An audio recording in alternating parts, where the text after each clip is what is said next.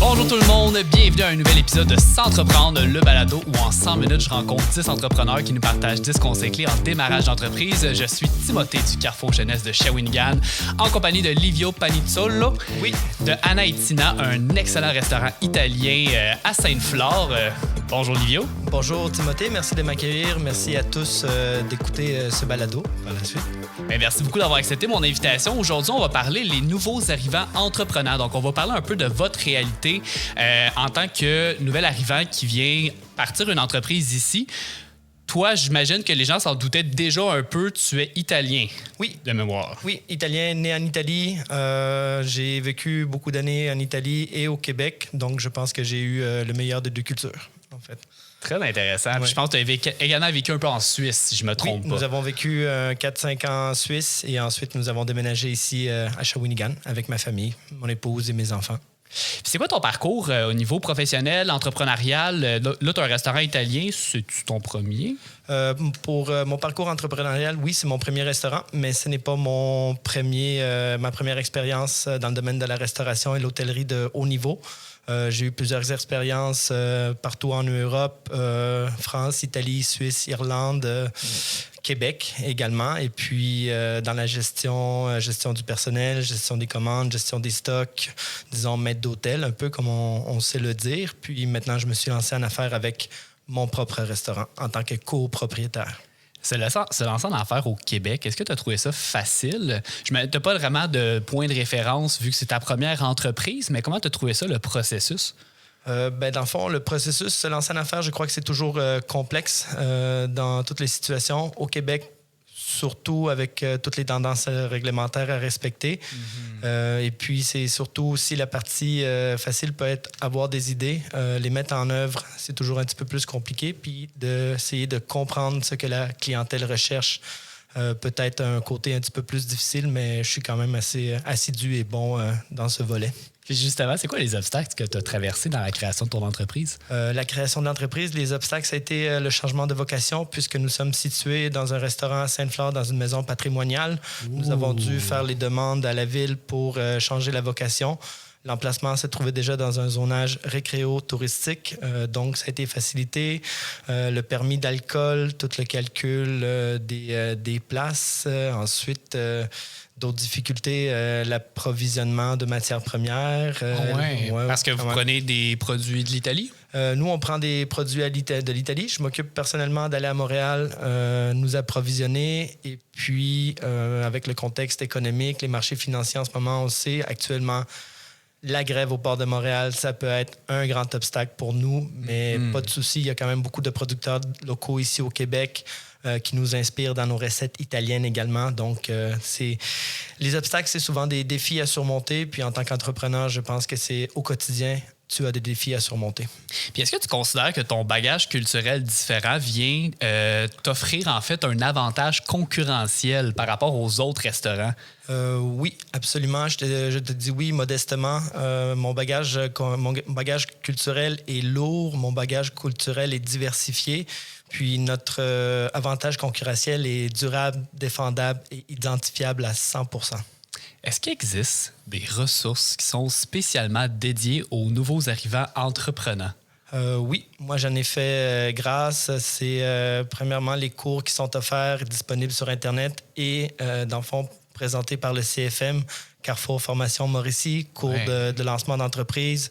Vous avez le SANA qui peut vous diriger, qui est le soutien aux nouveaux arrivants ici à Shawinigan. Puis je pense que déjà le portrait dynamique et entrepreneurial du Grand Shawinigan offre une grande aide à ceux qui désirent se lancer en entreprise.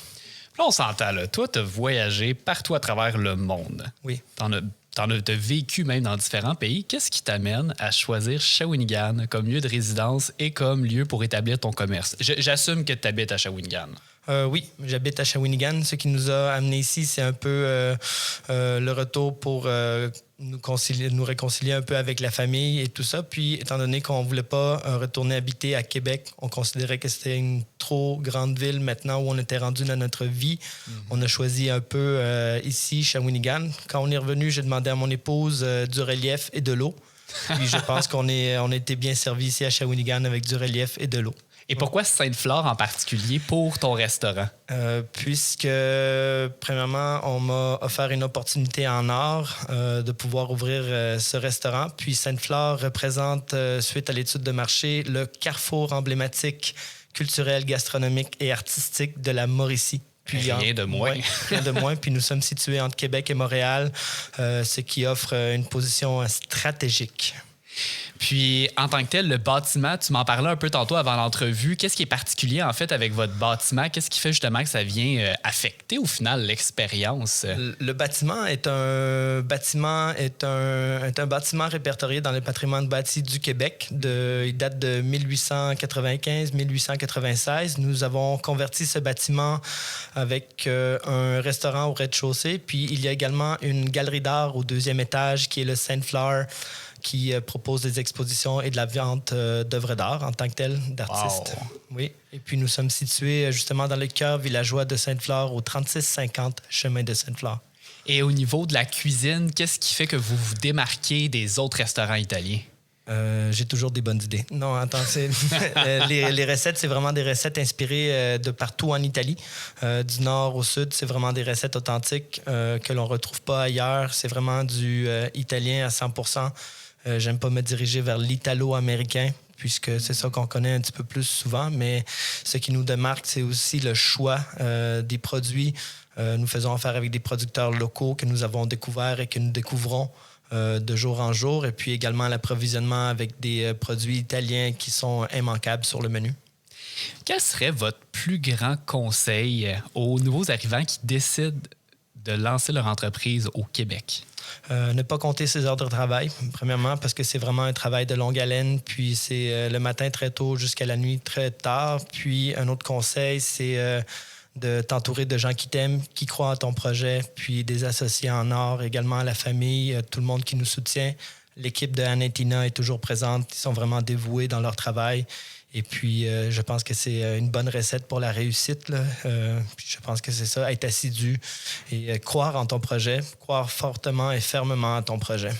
Et dans ton cas, on ne l'a pas mentionné au début, mais c'est un projet qui est quand même récent, si je me trompe pas. Oui, nous avons débuté nos activités le 6 juillet, mais avant ça, il y a quand même eu seulement un petit 4 mois de préparation, ce qui est vraiment rien pour un restaurant. Puis je crois que tu parlais tout à l'heure des obstacles. Selon moi, un grand défi, ça a été d'accorder tout, dans le fond, d'accorder le tout pour arriver au jour 1 et être actif, puis de pouvoir, disons, générer ton profit, puis de pouvoir créer du bénéfice à toi-même et à la clientèle également.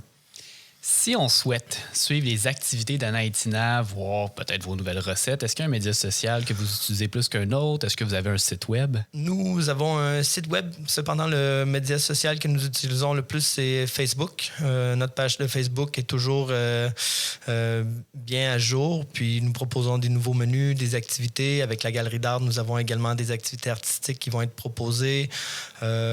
Puis, juste pour l'avenir, pour mettre la puce à l'oreille aux gens, le 14 décembre, nous avons le marché de Noël festif à Sainte-Flore et nous allons avoir une multitude d'activités sur place. Anna et Tina vous propose vraiment un menu diversifié d'activités que vous pourrez être présent et en profiter également. Donc, ce que je comprends, vous êtes déjà actif dans votre communauté oui. Au niveau de Sainte-Flore. Oui, oui, entièrement. Puis on y tient vraiment beaucoup, redonner à la communauté, dans le fond, la chance de pouvoir faire partie de ce projet, puisque Anna et Tina appartient un peu à tous. Et puis, je crois qu'on crée du bénéfice à toute la population puis à toute la clientèle. Eh bien, j'ai vraiment hâte d'essayer ton restaurant. Ça a l'air vraiment bon. Puis, merci beaucoup d'avoir accepté mon invitation. C'est super intéressant ce que tu avais à dire aujourd'hui. Merci à vous à la maison d'avoir été des nôtres pour cet épisode, Les nouveaux arrivants entreprenants. Donc, c'était Timothée et Livio qui étaient là pour un autre excellent épisode de S'entreprendre. On se dit à la prochaine. C'est fait un grand plaisir. Merci beaucoup, Timothée, pour l'invitation. Merci à toi, Livio.